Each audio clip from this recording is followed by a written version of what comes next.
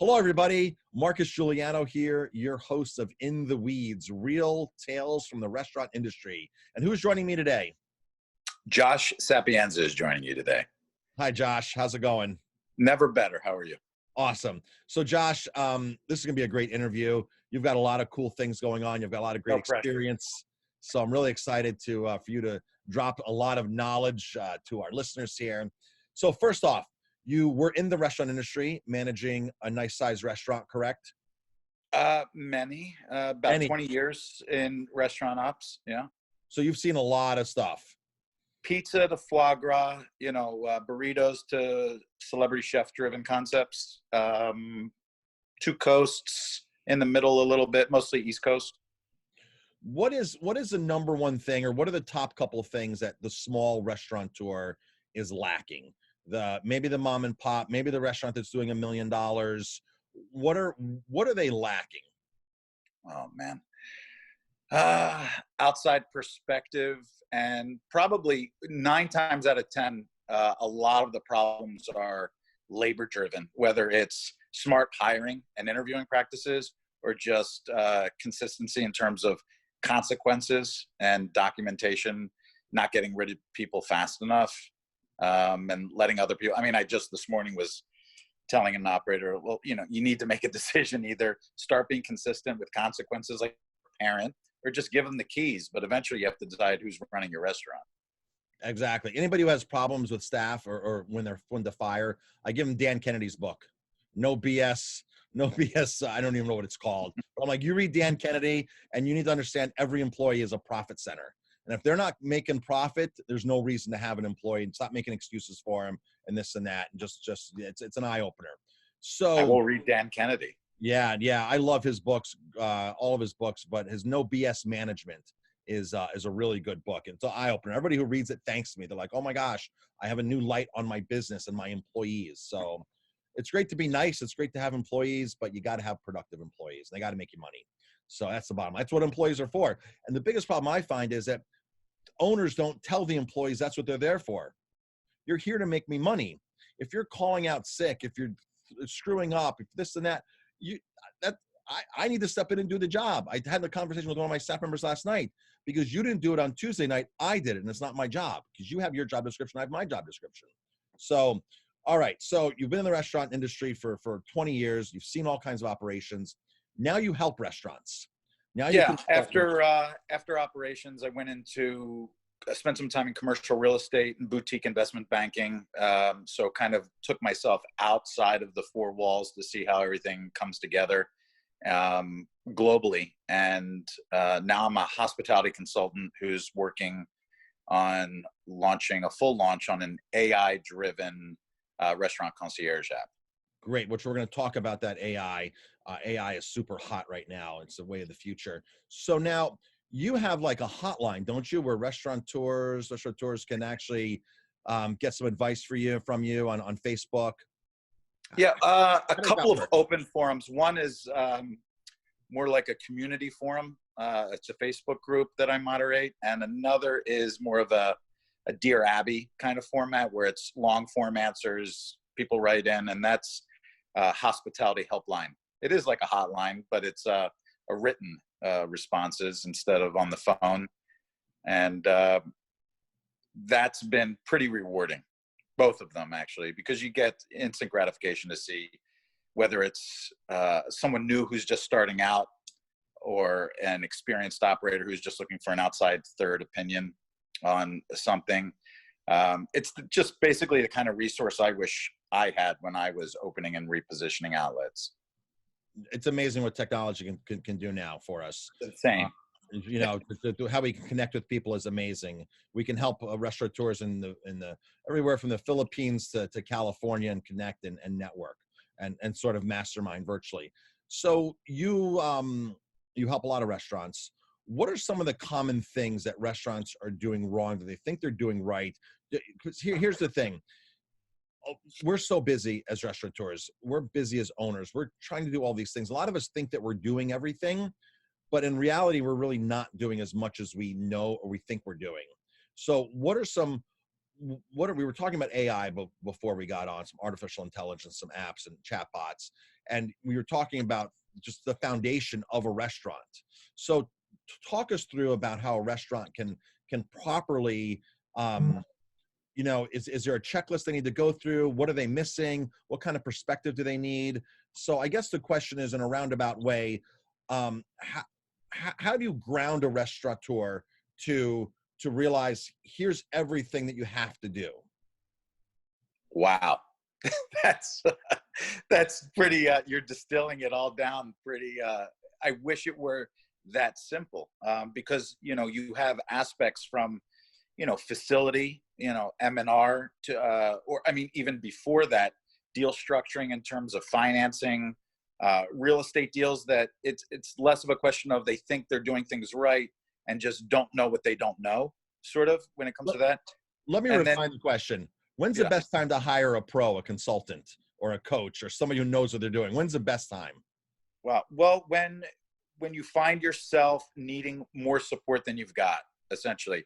I don't like working with folks who have never been in the business and they're looking for me, like, give us a concept, tell us how to develop it, what do we need to do, give us a roadmap, give us a business plan. I'm more comfortable working with an experienced operator who recognizes my value and says, I just need another pair of hands right now. I just need another set of eyes, somebody to talk this through with. What should we be doing here? What would you do differently to maximize, the revenue per square inch? Or what would you do with the line? And people who were doing well or struggling and just either need to turn a corner, reposition the outlet, or just make it more profitable. But ultimately, I think when you try to say, what's the one thing somebody could do? It's just look at your business like you're a guest and like it's not your baby. But that's hard to do when it's your baby, I totally agree with that. I totally agree. We take everything very personal because we built it or trying to build it. And it's a reflection of, a lot of restaurants are a direct reflection of ourselves. And so, yeah, a lot of people take it personal. So, sure. All right. So there's some ego in the business. There's a lot of ego in the business, which is why I find a lot of chefs, a lot of owners think they're doing everything they possibly can be doing. And by getting an outside perspective of somebody like yourself, they kind of realize, if the ego doesn't get in the way, that, wow, I can improve upon something. Oh, yeah. 9 times out of 10, you're coming in to an outlet and, you're there for one specific thing. We're working on food cost, and you walk in because everything else is taken care of. They answer every question right. And then you walk in and you say, what about your staff? No, that's nailed down. Well, I've been here for 10 minutes and there's nobody greeting me. There's nobody facing me. The bartender has got his back to the door. There's no host. So, what you think you're doing sometimes, not that you're trying to be misleading, but like you said, there's so many centers to manage that you're maybe not seeing it the way a guest walking in off the street is seeing it. Bingo. Well said. Very well said. So now AI, artificial intelligence. I'm a huge fan of chatbots. Talk to us about your project that you're working on, this app you're working on flavor recognition. So taste recognition is what we call it. Taste recognition software. So it's an app that is basically serving as an alternative to Yelp. Because at the end of the day, we asked ourselves, what is the purpose of Google and TripAdvisor and Yelp and all these third-party software applications that, in our opinion, have an inherent conflict of interest? They're selling SEO or advertising or something, but they're also positioning your restaurant in a sea, an online sea of reviews, of public reviews, and eventually they're going to be reviews that you don't like or that are beneficial. And they're pay-to-play platforms. People can buy reviews, whether they're a disgruntled employee or a fierce competitor. You can even buy negative reviews for your competitors. I don't know how many people know that, but if the real intent and purpose behind these was to ensure that a guest is getting a great experience and finding a restaurant that they like, you don't need to publicly bash a restaurant. It's 2020. We have technology now like AI that can get to know you the same way Netflix can make a great recommendation on what you like, or Spotify can know, or Amazon say, hey, you looked at these shoes. What about these boots? We created this software that basically gets to know your personal tastes and individual preferences so that we're matching people with restaurants that are compatible with their personal taste profile. Love it. I'm gluten-free. I'm vegan. I like Asian food. I like barbecue, all that kind of stuff. It's going to I like diners. I like all-you-can-eat buffets. Yeah, beautiful. I love this. Yeah. Well, we see that, especially Google, you know, who kind of owns this space and will forever, in my opinion. You know, if you eat pizza or you're ordering through Caviar or Resi or whatever, and it says, hey, you're in Austin, Texas. We see that you're a big pizza guy. Here are the 20 best pizza restaurants in Austin. You could get that by looking in newspapers or magazines or Foursquare or anything, Open Table, anything. But what we do is we find out what kind of pizza you like, and it doesn't matter if they're popular. It doesn't matter where they're located. It doesn't matter how much they spend on advertising, whether they pay Yelp or not. These are the places that serve the kind of pizza that you like. I love this. I absolutely love this. So how does the consumer get a hold of this? Well, we're testing only in Android right now. And then in March of 2020, we'll be testing for iOS, for Apple. So try Course, or you could go to thecourseapp.com. Courseapp.com. Thecourseapp.com or courseapp.com. Thecourseapp.com. Perfect. And restaurants. I'm a restaurant owner. How do I get on here? We will have an enterprise version this summer, hopefully in June, most likely August as things go. But that will give people an opportunity to not only make sure that their listing and their information and their keywords are correct for people that are looking for specific kinds of restaurants, but it'll also provide a benchmarking tool so you can see anonymously, because you don't need personal or financial information of your guests, but you can see what your opportunity is by day part. If people that are coming into your restaurant, what they're eating, how they're reviewing it, because it's honest, it's anonymous. But you can also see how many times a week is this person going out to lunch, and where else are they going? Are they going to Chinese 4 days a week and coming here 1 day a week? You know, so it gives you an opportunity to really evaluate your P-mix, gives you a chance to see where your opportunities are by day part, and it gives you an opportunity to see what specific ingredient and dish preferences people have. So ultimately our goal is to say, if you're a chef or a GM or both, and you're working on a new menu item or a special, it'll be able to calculate the percentage of regular guests that will like that item. I mean, the technology, it's amazing. And I know very little about it. I know what I want. I'm able to architect it, but the guys that are actually doing the heavy lifting never say no. It's just, you're limited by your own imagination. You say, is it possible for us to do this? And the answer is either I'm doing it right now, or Josh, that's going to take me a couple days, or it might take a month, but it's never no. Beautiful. I love this. Is great. So if you're a restaurateur listening to this, restaurant owner, AI is here. Artificial intelligence. It is here. It is very real. It is. I mean, the technology that's going forward, the chatbots, this app that you're doing, and I'm sure there's a lot of other things that'll be out there, but I really love this flavor matching.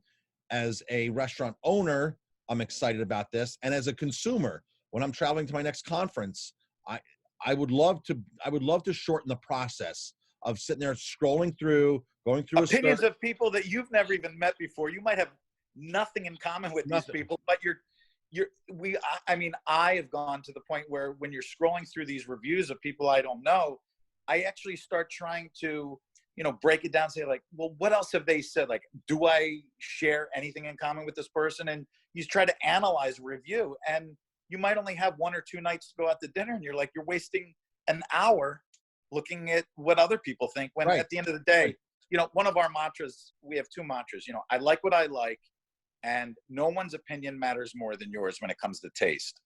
And I think whether it's AI or technology or physically running a brick and mortar restaurant, things get a hell of a lot easier and make a lot more sense when you treat every guest and every staff member like an individual, whether it's how to reward someone or incentivize them or just make them happy and delight them and surprise them. Yep. Sometimes I learn more from the bad reviews. Sure. You know, because you can see sometimes more from bad reviews. Josh, this has been an amazing interview.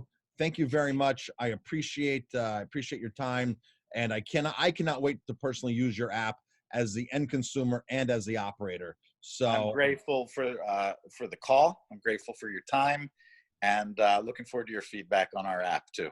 Sounds great. Thank you very much. How do people find you? How do they find you on Facebook? Your at Dear Abby forum, or how do people find you? Most people find me via LinkedIn or hospitalityhelpline.com. Great. Is there another website or just LinkedIn? LinkedIn's best. Boy, I have quite a few. I have quite a few emails, websites, and things, but LinkedIn typically connects everything. Last name is spelled Sapienza. Perfect. All right, Josh, thank you very much, and look forward to talking to you again. Likewise, I enjoyed speaking with you.